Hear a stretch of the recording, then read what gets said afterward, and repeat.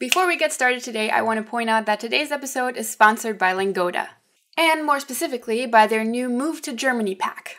This program is specifically aimed at people who are moving to Germany on relatively short notice, so the idea is to get you speaking German fluently in important everyday situations as fast as possible, meaning within 3 months. So that means that the classes in this Move to Germany pack include stuff like, basic conversations about names and phone numbers, getting to talk with people, ordering food, and then go on to very important life tasks such as going to a doctor's office or finding a flat or a job. Basically, they try to set you up with conversational knowledge about every situation, every important everyday situation that you could end up in within your first few months in Germany, so you know what to say, you know how to interact and reply. Go check it out. There is a link in the description for you, and if you do end up signing up, I have a voucher code for you. That's this, KATJAMOVE. If you enter that, you get €50 or $50 off the price for the program. Viel Erfolg! Hallo Leute, ich bin Austin, ich komme aus Amerika, ich lerne Deutsch seit 5 Jahren und ihr seht Deutsch für euch.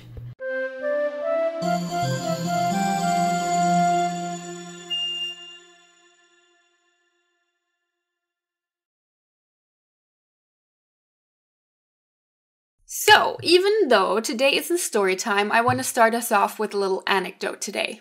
So I had a teacher once who had Italian parents but grew up in Germany. Now, this teacher had a bit of a reputation for being a little cocky at times, and there was this one instance in which they claimed to combine all the best character traits of an Italian and a German. Now, being a little cocky myself, I heckled that statement by saying, you're especially blessed with humility. At which they grinned at me and said, ah, yes, famous German humility. Now, my guess is that humility isn't the first trait that comes to mind for you when you think of typical German personality traits. I imagine those would be more along the lines of grace, or charm, or a great sense of humor. But there are some quirks in the German language that make the speaker appear especially humble. And one of those quirks is the little expression, Meine Wenigkeit. Really, semantically, Meine Wenigkeit just ends up meaning I or me. It's antiquated and in that high register, and actually it's so high register that it sounds pretty silly. When you break it down literally, it translates to something like my smallness. Wenig meaning a little amount of something, plus the ending keit, which turns adjectives, or let's say attribute words or verbs, into female nouns. So that gives us Wenigkeit, which then refers to a very, very tiny amount of something or something that is very worthless. My tiny existence could be another fun way to translate this more freely. Now, you will mostly encounter Meine Wenigkeit in old-timey literature or other media, probably coming from a character that is either painted as very haughty, arrogant, or over-embellishing language in general, or from a character that's very grovelly and wily in that. So basically, they may have ulterior motives, but they're trying to disguise that behind being super, super subordinate. A good example for this would be Grima Wormtongue from The Lord of the Rings. Ich hoffe, ihr seid zufrieden mit meiner Wenigkeit. I hope you are pleased by my tiny existence. Wenn ihr meiner Wenigkeit erlauben würdet, ein Wort einzufügen, if you would allow my tiny existence to throw in a word. So with it sounding so out of place register-wise and so over-the-top humble, encountering it in real-life speech will mostly happen when people are saying it as a joke, ironically. So, es gibt Team A und Team B. Team A sind Patrick, Lisa und meine Wenigkeit.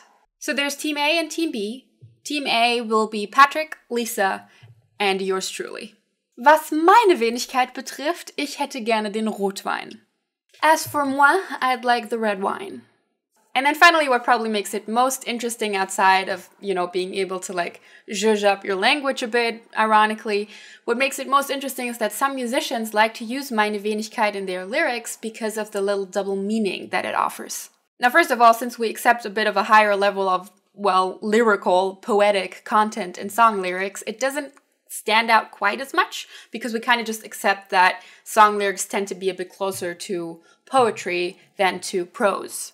So that's the one thing, that expressions like Meine Wenigkeit still stand out, but not as much as they would in normal speech. And then also, if you set it up cleverly, you can use it to make some interesting implications. For example, there's a line by Alligator that goes, and I'm going to read this out. Begebe mich in die Verlegenheit, mit meiner Wenigkeit allein zu sein, aber da war mir meine Wenigkeit zu viel. Which translates to, I put myself into the uncomfortable position of being alone with myself, meine Wenigkeit, alone with meine Wenigkeit, but myself was too much for me, or, much more likely, but the tiny amount of my existence, how little I am, how small, how little I am, was too much for me.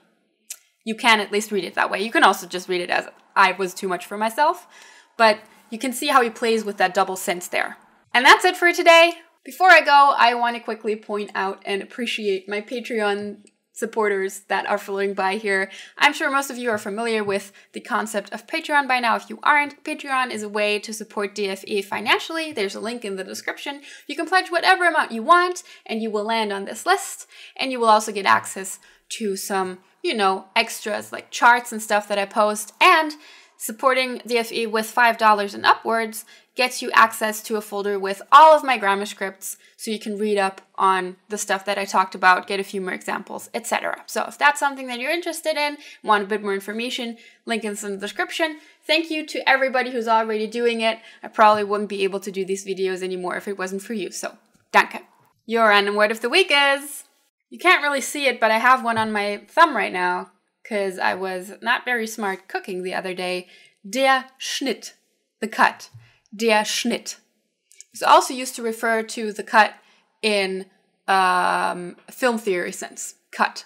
Schnitt. Also, small life update for everybody. I know there's been like radio silence again for the past couple of months. I swear it's not because I'm not alright. Okay, so to anybody who may be worried, thank you, but not necessary. Everything's fine. Uni has just been a bit crazy. I'm still writing papers, and I'm back having classes now, so a bit hard to get everything organized. But I'm here.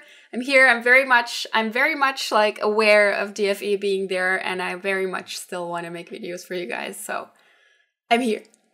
You just have to wait for me sometimes. Okay. Bis dann. Tschüss.